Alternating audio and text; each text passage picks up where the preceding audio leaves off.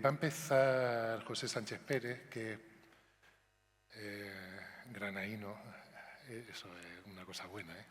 Nuestro primer ponente es José Sánchez Pérez, profesor titular de la Universidad de Granada y abogado laboralista con más de 25 años de experiencia. Es uno de los mayores especialistas en España en la configuración jurídica de los accidentes de trabajo y en los riesgos psicosociales. Ha intervenido además en sentencias clave que han reconocido el suicidio como accidente laboral. Su trabajo combina el rigor académico, la experiencia jurídica y un compromiso profundo con la prevención del suicidio en el ámbito laboral. Pequeño vídeo. ¿Cómo es posible que no se hable de una de las principales causas de muerte no natural en este país? El suicidio es una realidad que debemos afrontar como sociedad para prevenirla. 11 personas cada día en España se quitan la vida.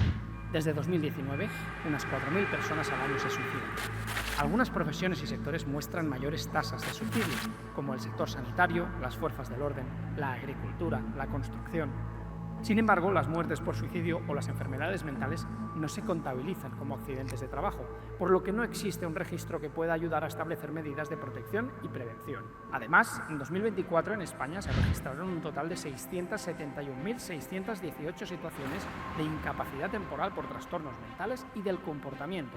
Supone un aumento del 136% respecto a las registradas en 2016. Sin embargo, solo 203 de estos casos han sido registrados como contingencia profesional en 2025. Las condiciones laborales están detrás de numerosos suicidios, como los altos niveles de estrés, acoso, altas cargas de trabajo, un entorno tóxico, despidos injustos, precariedad salarial. Pero en la mayoría de las ocasiones, las víctimas o sus familiares tienen que recurrir a la justicia para que se reconozca el origen laboral de esa situación. Existen demasiados mitos falsos que evitan afrontar el problema con eficacia. Hablar sobre el suicidio con alguien puede incitarle a intentarlo. No induce la conducta suicida, sino que puede ser un factor protector. Las personas que mencionan ideas suicidas no llegan a hacerlo, solo buscan llamar la atención. En realidad, la mayoría de las personas que piensan suicidarse muestran señales o lo comunican de alguna forma antes de hacerlo. El suicidio ocurre de repente, sin advertencias, es imprevisible.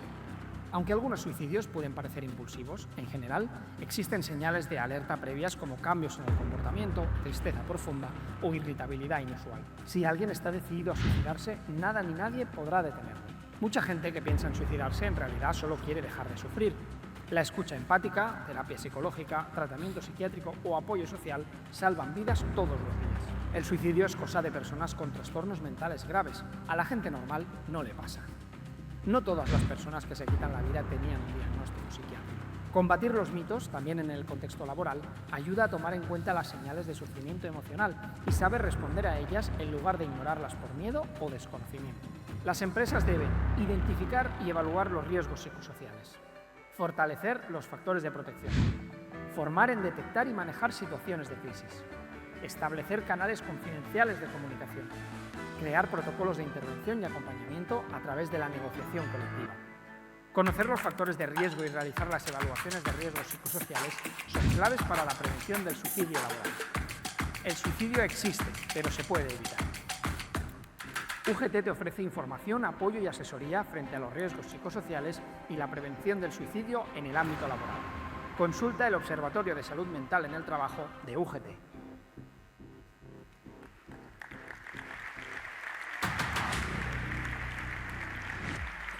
Bien, pues José tiene la palabra para hablarnos, ¿no?, sobre prevención del suicidio en el ámbito laboral. Quisiera empezar con una pregunta y me gustaría algunos segundos de reflexión. ¿Cuántos de los presentes piensan verdaderamente que se puede evitar que un trabajador que ha adoptado la decisión extrema de suicidarse se puede evitar? Realmente tenemos la opción de hacerlo de siempre, que es quedarnos cruzados de brazos, que es lo que suele ocurrir. ¡Qué fatalidad!, ¿verdad? El compañero o el compañero de trabajo que se ha visto en una situación límite y ha decidido... no sale la proyección. ha decidido suicidarse. Desde el punto de vista moral, es algo que probablemente se encuentre dentro del inconsciente colectivo. ¿Por qué? El cristianismo, las religiones monoteístas en general, el cristianismo, el islamismo, el judaísmo, durante siglos han identificado suicidio con pecado. Eso es algo que se ha interiorizado, que se ha incorporado a nuestro modo de pensar hasta el extremo que el entorno de la familia, el entorno familiar de las personas o trabajadores que se han suicidado, aparece estigmatizado por el propio entorno social. ¿Eso qué provoca? Pues la primera reacción que provoca es que con frecuencia lo que se persigue es ocultar que lo ocurrido es una situación que ha venido condicionada por circunstancias laborales. De hecho, yo que he tenido la oportunidad de enfrentarme a varios procedimientos judiciales, puedo asegurar que no son fáciles, en los que se ha suicidado un trabajador, el juez en ocasiones ha tenido una excusa muy fácil, apoyándose en la moralidad reinante, que no necesariamente tiene por qué ser totalmente asociado a lo religioso, ¿de acuerdo? El juez tiene una excusa, pues, bastante clara. El trabajador ha atentado contra lo más sagrado, la vida. Vean qué argumento más banal para convertir a la víctima de una situación de acoso laboral o de una presión laboral inaceptable en culpable de lo que ha ocurrido. Evidentemente, es una primera manera de ignorar que uno de los problemas más graves que afectan al desarrollo de las relaciones laborales es el estrés laboral. Yo creo que nadie ignora que el estrés laboral es una de las principales causas que generan bajas laborales por situaciones de vida absolutamente insoportables a las que se ven sometidos los trabajadores en múltiples entornos laborales. En la mayoría de los trabajos, la presión de la exigencia del rendimiento condiciona el que ese estrés, en muchísimas ocasiones, se descontrole. El trabajo, por otra parte, es el medio de vida de millones de personas.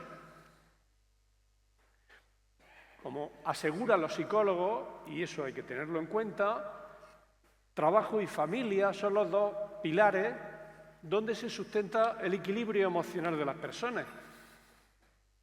Si tú tienes tu vida formada alrededor de tu trabajo, si tienes, como casi todo el mundo, tu hipoteca a 25 o 30 años y de repente se rompe tu vida laboral, pues hay opciones serias de que se abra la posibilidad de que la persona, en lugar de optar por la opción más razonable, pueda verse en un callejón sin salida.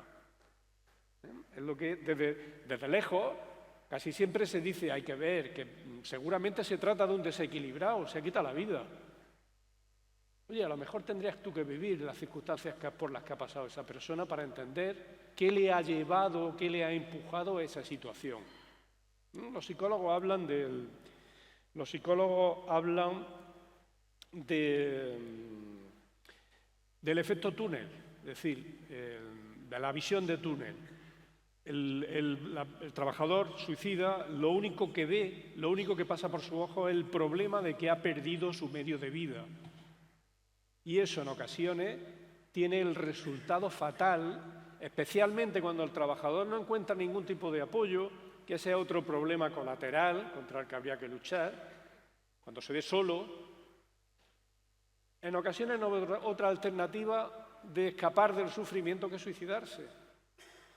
El trabajador que llega a ese extremo no quiere suicidarse, quiere dejar de sufrir.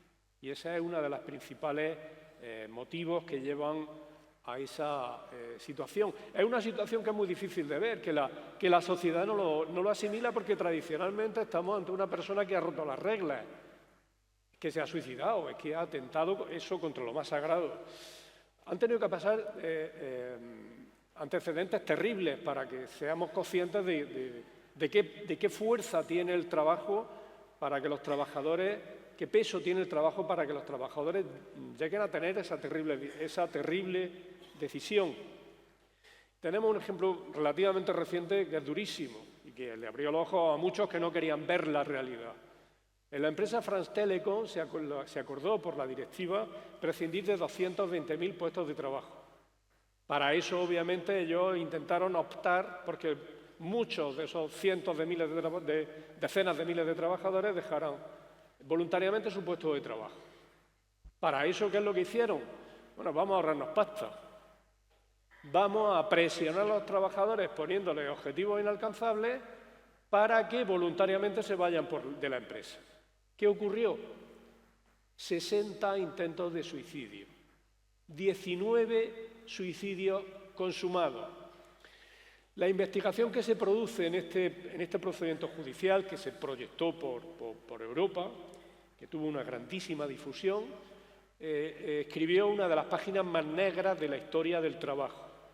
Allí los directivos decían que tenían que hacer las reducciones de plantilla de una manera o de otra, bien por la puerta, si querían irse, bien por la ventana, haciendo el cínico comentario de que, bueno, si se tiraban por la ventana algunos trabajadores, pues eso parecía como una especie de moda, ¿no? Verdaderamente lo que no se quiere ver es que le estaban destrozando la vida a un montón de técnicos, de personal laboral joven que había entrado en unas condiciones laborales pues, relativamente aceptables. En ese ámbito, pues los salarios suelen ser medio altos y de repente su vida se había roto. No, evidentemente existen mejores soluciones desde la distancia que quitarse la vida. Pero si tú te ves en una situación de ese tipo en el que de un día para otro no vas a poder pagar tu hipoteca, evidentemente te enfrentas a un problema extraordinariamente serio. Hay quien piensa que no se puede hacer, hay quien piensa desde la simplicidad o desde la prepotencia que el aprobar normas no vale para nada en este ámbito. Porque hay quien hace el silogismo, pero ¿este qué dice? ¿De verdad me vas a contar tú a mí que aprobando una norma va a evitar que una persona se quite la vida? No, me gustaría darle algunos datos. Desde que la Organización Mundial de la Salud tomó carta en el asunto del suicidio, a principios de siglo, se vio que buena parte de los suicidios eran evitables si se adoptaban las medidas oportunas. A través de los planes de prevención nacional de prevención del suicidio, en países como Inglaterra, los suicidios se redujeron, o Escocia, se redujeron en un 20%.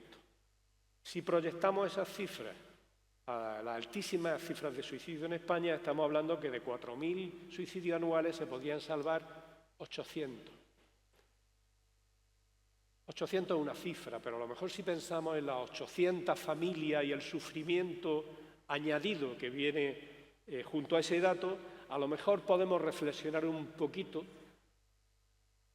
Mejorando determinadas normas se pueden conseguir cosas. Y si nos llevamos eso al trabajo, al mundo laboral, acabo de decir que el trabajo es uno de los pilares de la existencia de la mayoría de las personas, pues hay estadísticas bastante fiables, aunque se nos hurtan datos vinculados con el suicidio.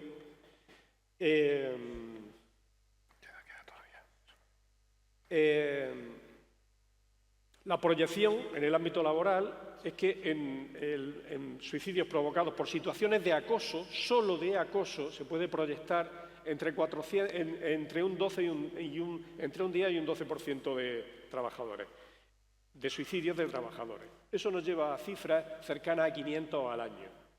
Patricia acaba de mencionar que hay unos 700 fallecimientos anuales por accidentes de trabajo. Estos suicidios no son enfermedad común. Si estuviesen bien calificados, tendrían la consideración de accidente de trabajo. Ahora bien, lo que tenemos que tener en cuenta es que hay una infradeclaración de suicidios considerados como accidentes de trabajo absoluta, hasta el extremo de que cada año el promedio es que una o ninguna sentencia, hay una o 0 sentencias que declaran el accidente de trabajo, el suicidio como accidente de trabajo.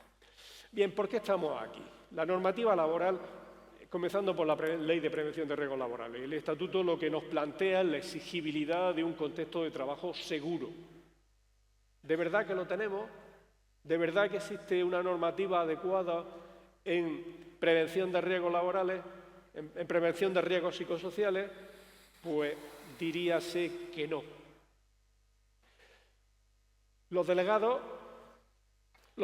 precisamente, si puede haber gente escéptica respecto a la proyección o la eficacia de las normas, yo creo que si alguien puede comprender la eficacia que puede tener una norma, especialmente a través de la negociación colectiva, sois los delegados. Los delegados sois la primera línea de defensa que puede tener un trabajador en el taller, en la oficina, en cualquier centro de trabajo, frente a la gasolina que desencadena los suicidios en el mundo del trabajo. Ahí hay factores desencadenantes perfectamente claros, que son la precariedad laboral, el acoso laboral, la sobrecarga en el trabajo. Ahí, si hablamos de estas circunstancias, podremos entender por qué precisamente provincias como Córdoba, Jaén o Granada están las primeras en el ranking de suicidios. A lo mejor la precariedad laboral tiene algo que ver con esa terrible circunstancia. Hay que pensar también que tenemos herramientas en nuestra mano para poder exigir que la empresa adopte medidas. Existen métodos que nos los facilita el Instituto Nacional de Seguridad y Salud en el Trabajo que permiten la evaluación de riesgos psicosociales. Está el método de CSICO y el ISTAS. Están ahí. Hay que exigir que cuando surgen situaciones de estrés laboral que se desencadenan en bajas laborales, cuando se produce una situación de ansiedad en el trabajo o depresión, hay que activar los mecanismos que están en manos de los trabajadores para exigir por escrito a las empresas que se produzca la evaluación de los riesgos psicosociales y que adopten las medidas adecuadas. Existe normativa que protege estas situaciones. Existe la normativa genérica la Directiva Genérica de Prevención de Riesgos Laborales. Existe un criterio técnico de la Inspección de Trabajo, el 104/2021. Ojo, en su página 22 hace mención este informe, que es importantísimo a efectos de riesgos psicosociales, que la empresa es responsable de adoptar medidas cuando se produzcan situaciones de estrés que afecten a la salud de los trabajadores. Y parte 2, dentro de ese mismo criterio técnico, si la empresa no adopta los criterios adecuados, la empresa es responsable. ¿De acuerdo? Con lo cual hay que intentar, para buscar que, si la empresa no actúa, hay que buscar la manera de que quede constancia a través de una denuncia por escrito o de una reclamación por escrito de que efectivamente la empresa no está cumpliendo.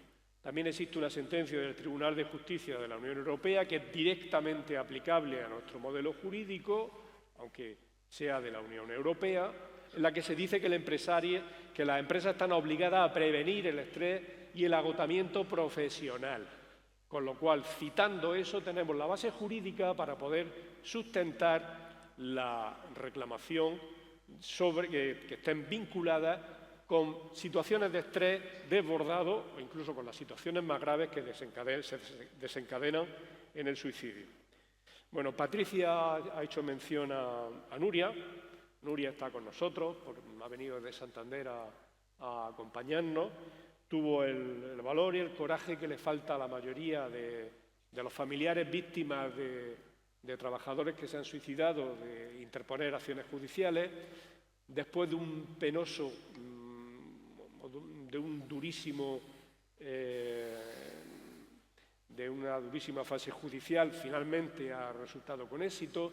Su sentencia, la sentencia que se provocó en ese procedimiento a través de la Sala de Cantabria, que revocó la lamentable sentencia del Juzgado de lo Social número 3 de Santander, esa sentencia ha sido clave para que se tenga como referencia qué argumentos referentes son necesarios para que se pueda considerar accidente de trabajo un suceso laboral. También tenemos otros asuntos bastante interesantes que nos dejan de manifiesto que también podemos reclamar por el daño causado. En el asunto Alcover, donde se suicida un trabajador, la indemnización a los familiares alcanzó la nada despreciable cifra de 1.140.000 euros. Cuando se activa este mecanismo de reclamación, podemos optar a una base reguladora superior, a un posible recargo de prestaciones y a una indemnización que de alguna manera repare el daño causado, aunque evidentemente no hay nada que devuelva la vida de la persona que se ha perdido. Hay un elenco de sentencias que de forma relativamente simplificada permiten llegar a la consideración del laboral del suicidio. Basta establecer un nexo causal, ¿de acuerdo? Ahí hay un elenco de diferentes situaciones que incluso una situación de estrés laboral es suficiente para poder justificar la laboralidad del suicidio. No es el modo clásico de consideración del accidente de trabajo que aparece como consecuencia directa de la práctica del trabajo, pero sí es una situación que se produce con ocasión del trabajo. Y es la ocasión, el nexo causal, lo que hay que buscar. Aquí las mutuas, evidentemente, son las responsables de resolver sobre estos expedientes. Obviamente, en 56 años en que se está declarando el suicidio accidente de trabajo, jamás han reconocido en vía administrativa que un suicidio es accidente de trabajo. Te exigen que vaya a la vía judicial porque también el legislador ha adoptado la torpeza de no admitir una vía administrativa para este tipo de situaciones. También la Inspección de Trabajo de alguna manera se pone de perfil cuando se produce el suicidio de un trabajador y probablemente habría que provocar una acción mucho más proactiva. También quisiera citar cuál es la falsa coartada que utilizan las empresas. Es una norma del tardofranquismo que sigue incrustada dentro de nuestra norma de seguridad social, donde se exige la prueba exclusiva de la relación del nexo causal con el trabajo. Esa norma está mal aplicada y es una referencia incorrecta a la que se acude en muchas situaciones. En definitiva, lo que quisiera plantear como idea final es la llamada a la acción. No podemos permanecer impasibles cuando se ha exteriorizado una situación de riesgo psicosocial. A través de la negociación colectiva se puede intentar incluir en la negociación colectiva la obligación de evaluar los riesgos psicosociales y también se puede ampliar la evaluación de los daños, la evaluación de la salud. Se puede incluir el riesgo psicosocial si a través de la negociación colectiva lo incluimos. Es imprescindible el que reaccionemos cuando se produce una situación de este tipo, poniendo una denuncia, exigiendo a la empresa que adopte la medida adecuada antes de que sea tarde. Y si por desgracia llega a ocurrir una situación de extrema de este tipo, hay que ofrecer apoyo a la persona que se encuentra en ese trance. Nunca se le debe decir a una persona que verbaliza que está pensando en suicidarse que esa idea es una tontería o que no tiene valor. Hay que intentar escucharlo y hay que intentar ofrecer apoyo y las vías de canalización de esa situación que en ocasiones se intenta ocultar para hacer todo lo posible porque esa persona salga de ese pozo. Y existen, os lo aseguro, bastantes posibilidades de que con ayuda muchos puedan llegar a tiempo de salvar su vida.